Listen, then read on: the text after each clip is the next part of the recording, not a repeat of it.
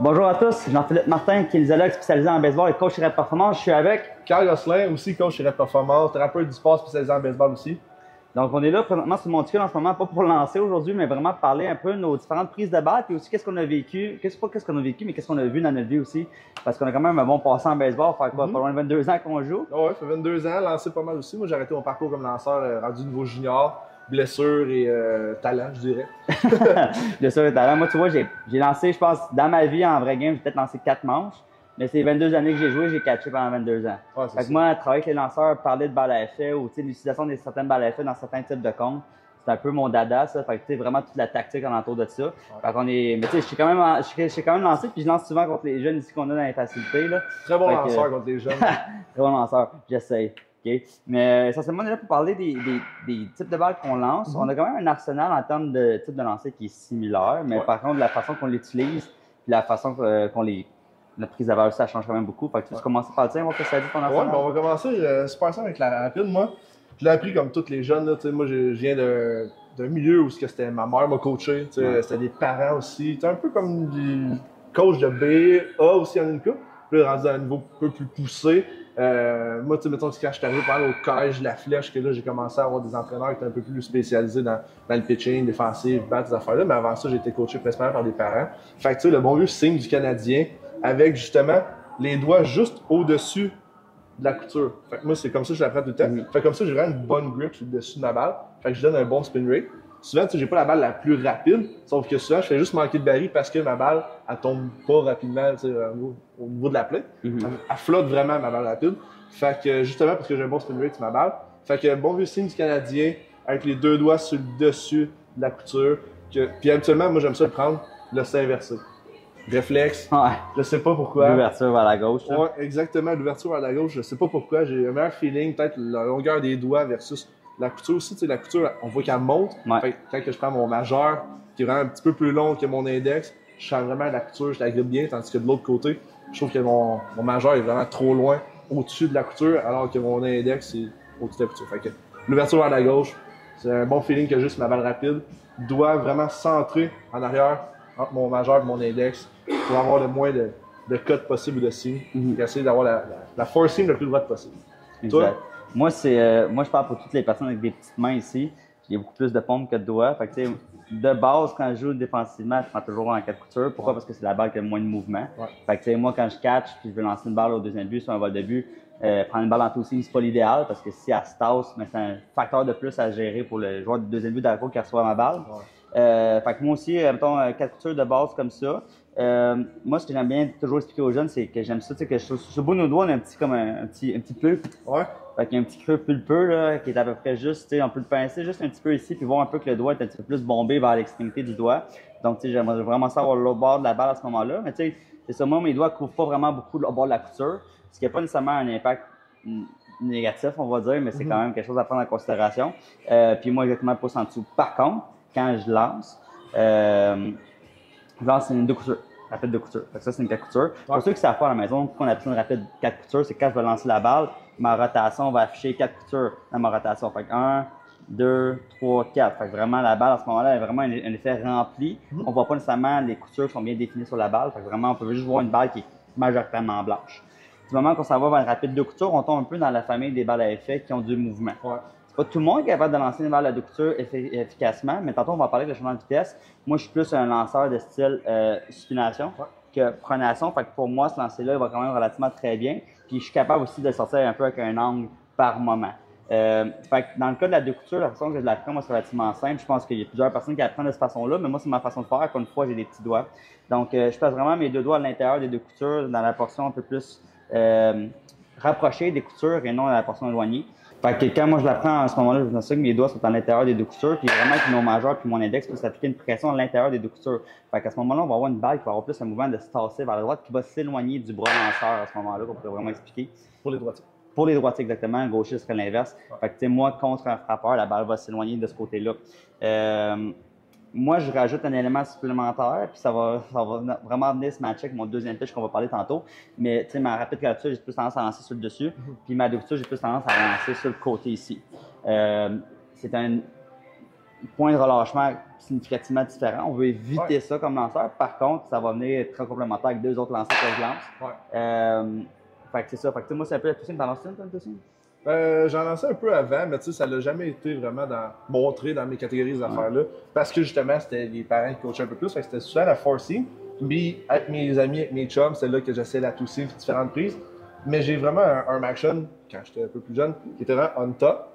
Fait que c'est plus difficile de lancer une 2-Seam on top qu'une 2-Seam un peu sur le side. Fait que ça fait en sorte que ma 2-Seam fonctionnait plus ou moins. Je perdais beaucoup de mille à l'heure parce que j'essayais justement de la faire travailler. C'est à ce moment-là que je me faisais frapper parce qu'elle bougeait pas assez pour la vélocité que je perdais. Fait que j'allais avec la 4-Seam, mais ma change-up, moi c'était ça. Mon pitch qui se tassait arm side, là, du côté du bras lanceur, c'était mon change-up, puis ça a été mon lancer. Strike to pitch le long de ma carrière. Parlons-en, changement de vitesse. Parlons du changement de vitesse. Le changement de vitesse, il y a 2 catégories de changement de vitesse. On s'entend, mettons, en règle générale, on a un changement de vitesse qui va beaucoup imiter la balle rapide, la fastball, puis il y a un autre qui va avoir beaucoup plus de mouvement.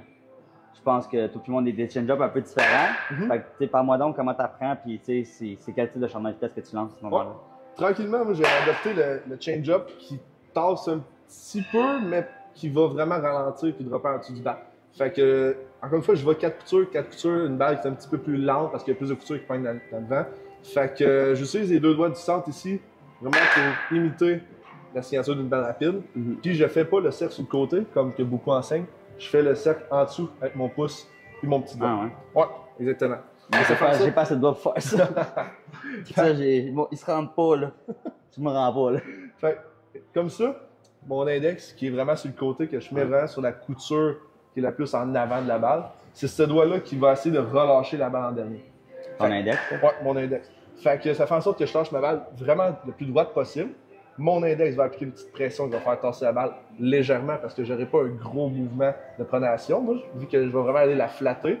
Puis ben, étant donné que c'est une change-up qui est vraiment profonde dans ma main, c'est là qu'elle va perdre sa vélocité puis qu'elle va caler. Fait que c'est la façon que j'utilise mon changement de vitesse le plus souvent. Bon, on est vraiment différents à ce niveau-là. Mais le principe de base est là. Tantôt, on a parlé de supination, pronation. Ça, c'est 2 mouvements à l'avant-bras, pour ceux qui ne savent pas. Là. Supination, c'est le mouvement de ramener la pompe vers le plafond. Et pronation, c'est d'amener la pompe vers le sol.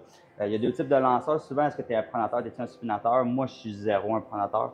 Fait que, il y en a souvent qui vont apprendre que peu importe la prise de changement de vitesse, ils vont souvent apprendre à finir sac vers le sol. Moi, je suis incapable de faire ça. Je lance ça tout croche. Ça me fait mal au coude, ça me fait mal à l'épaule. Fait que c'est pas ça. Fait que moi, je le lance vraiment type supination. On va en parler un peu après, mais c'est un peu une prise neutre, mais vraiment sur le côté de même. C'est un peu spécial, mais ça fonctionne. Fait que, moi, je pars encore une fois de ma Two-Seam, ma rapide de couture, parce qu'idéalement, on veut un changement de vitesse qui puisse avoir une rotation similaire à ta balle rapide, si on est capable. Un très bon pic dans le temps, c'était Marco Estrada avec les Blue Jays, où son change-up bougeait vraiment pas. Il était 10 à 12 000 à l'heure moins vite que sa fastball, mais il avait l'air de sa rapide. Assurément. Ouais, versus Devin Williams avec les Yankees maintenant qui lance un changement de vitesse qui est complètement dévastateur. Je pense qu'il y a comme 14 pouces de break. Une affaire la même, c'est complètement stupide. Fait que je pars de ma rapide de couture et moi je vais shifter tous mes doigts d'une position comme toi ici. Moi j'adore un peu un cercle sur le côté, mais je ne porte pas vraiment attention à mon cercle. Il n'est pas de tête. Même que mon pouce, ça ne va pas grand chose.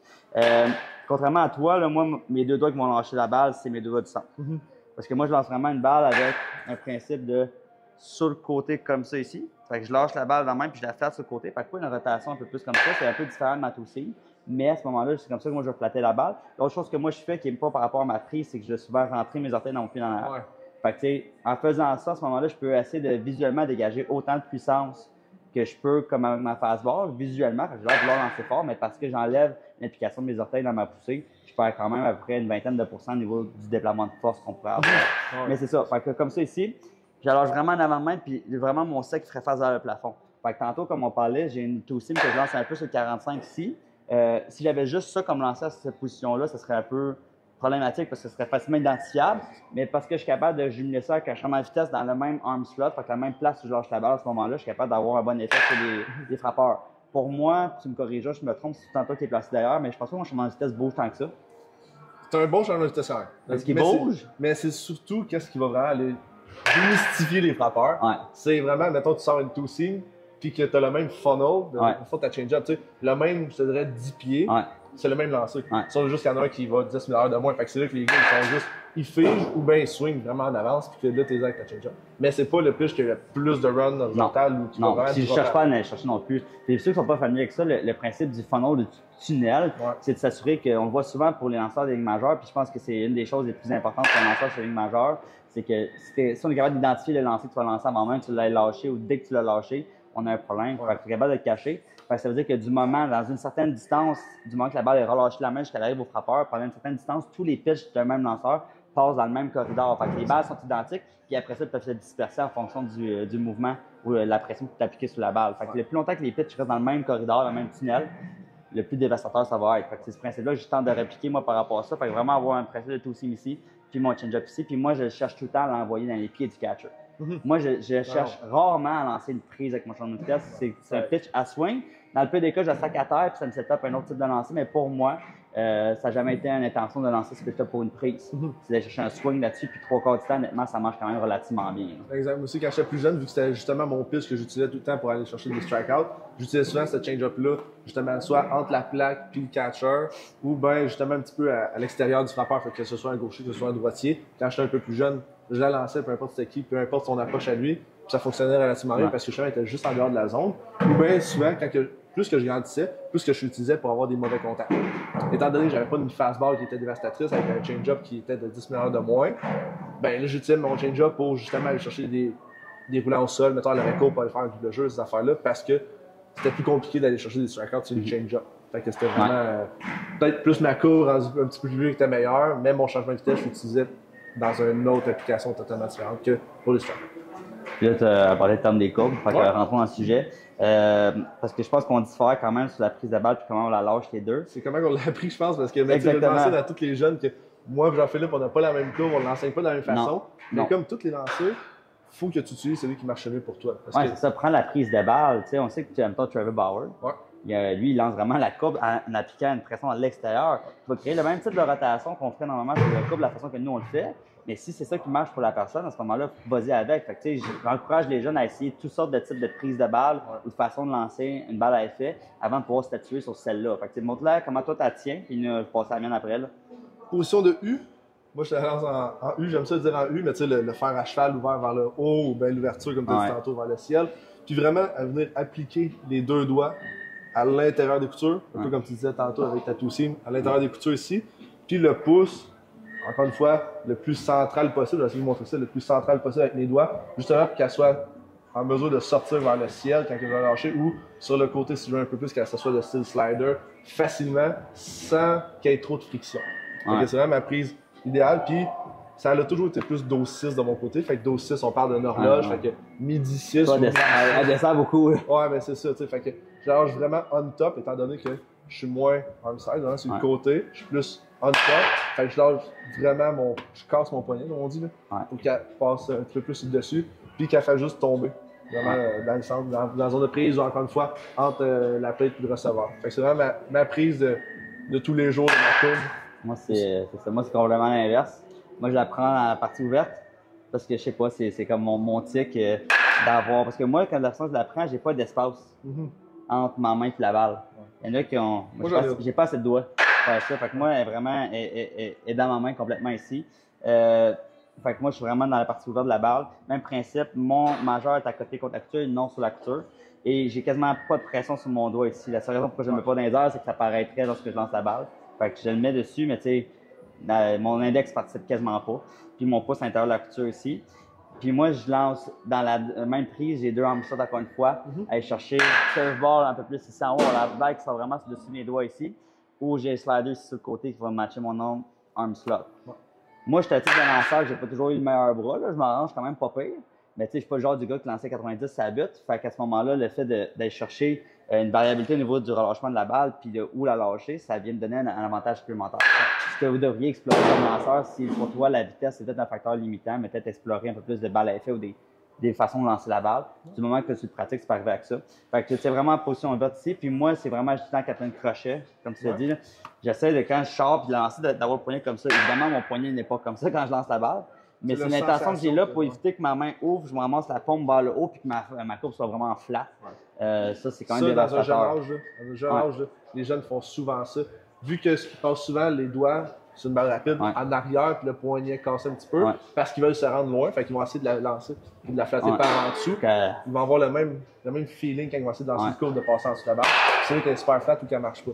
Fait que la première chose à regarder souvent, c'est ça que nous autres on regarde avec les jeunes. C'est ça, exactement. Fait que c'est ça, le slider courbe de main, puis tu sais, moi, slider, je cherche vraiment à couper la balle. Fait que passer le revers de ma main comme sur un mur invisible devant moi, éviter de faire ça de même, fait que comme ça, puis qu'un ball vraiment comme ça. Moi, ce que j'aime bien au niveau un peu plus tactique, c'est que dans ma courbe, souvent, si j'ai manqué une fastball haute, ou j'ai manqué un pitch quand même relativement haut dans la zone, j'aime bien ça revenir avec courbe, ou je peux encore une fois utiliser le même tunnel pour avoir la balle qui part un peu plus haut puis qui descend après. Versus ma slider, je peux y aller maintenant vraiment avec mon two-seam change-up sur le côté ici, puis d'avoir le même arm action, puis avoir une balle qui rentre vers le frappeur à ce moment-là du frappeur gaucher, puis c'est loin du frappeur droitier. Fait que ça change la dynamique à ce moment-là. Puis tu sais, moi, ce que j'ai eu des échos des jeunes, puis des contre qui j'ai affronté par rapport à ça, c'est que c'est beaucoup plus difficile de déceler un type de lancer ici qu'en haut ici. Je pense que c'est juste que déjà là, c'est pas nécessairement habituel. Puis tu sais, je suis pas submarine, là, je suis vraiment juste sur 45 degrés ici. Fait que à ce moment-là, tu peux aller chercher ça, mais tu sais, ça donne un peu l'idée des arsenals, tu sais, puis il y a plein d'autres pitches qu'on fait pas nous autres, qui pourraient être faites.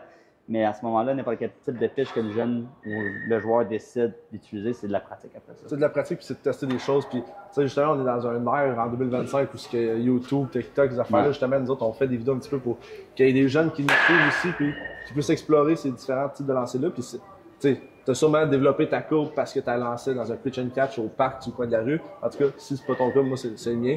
J'avais un chum qui habitait juste en arrière de moi. À 8 h, il cognait chez nous. On partait de nos sacs à dos, notre vélo, on s'en allait faire un play catch sur le terrain de soccer, puis on lançait de la curve sur 110 pieds, puis tu sais, mais ça a fait en sorte que quand j'étais rendu sur 48 pieds, mettons, puis oui, ben, j'étais en mesure de bien spotter mes courbes puis mes change-ups, ces affaires-là, parce que j'étais en mesure de la lancer autant sur 20 pieds que sur 100 pieds, puis que, tu sais, parce que j'ai exploré autant les prises, autant les distances, autant le release point, autant les arm slots, que peu importe, j'ai exploré, puis je les ai testés, puis je suis devenu de plus en plus athlétique, puis je suis devenu de plus en plus précis dans mes lancers. Tu l'as dit qu'on a tellement d'accès à l'information maintenant que c'est plus pertinent d'attendre que quelqu'un te l'enseigne. Comme joueur, pratique-les. Une fois que tu lances une balle, pratique-la. Puis tu vas être capable de voir à un moment donné, puis pratique pas quelqu'un qui sait un peu plus de quoi ça a l'air, puis tu lui demandes des rétroactions, est-ce que ça a bougé, comment était la rotation, puis tout. Il n'y a pas de secret. Mais ça, c'est de la pratique, ça va toujours rester. Fait que c'est le moment de pratiquer un pitch. Puis de devenir bon avec, simplement. Fait que si jamais vous voyez cette vidéo-là, puis ça vous tente peut-être de venir faire un pen avec nous autres une fois de temps en temps, ou peu importe, avoir une vidéo, regardez aussi, on fait des vidéos avec les gars des collèges La Flèche, les gars de l'Estacade, plein d'écoles ici en Mauricie. Puis vous voulez venir faire un pen avec nous autres pour qu'on essaie de regarder un peu la technique, puis qu'on jase, écrivez-nous un petit message en DM, peu importe, en commentaire. Puis sur ça, moi, Ça conclut la vidéo, ça reste le mot de la fin. Fait que merci d'avoir été là, puis sur ce, on se voit la semaine prochaine.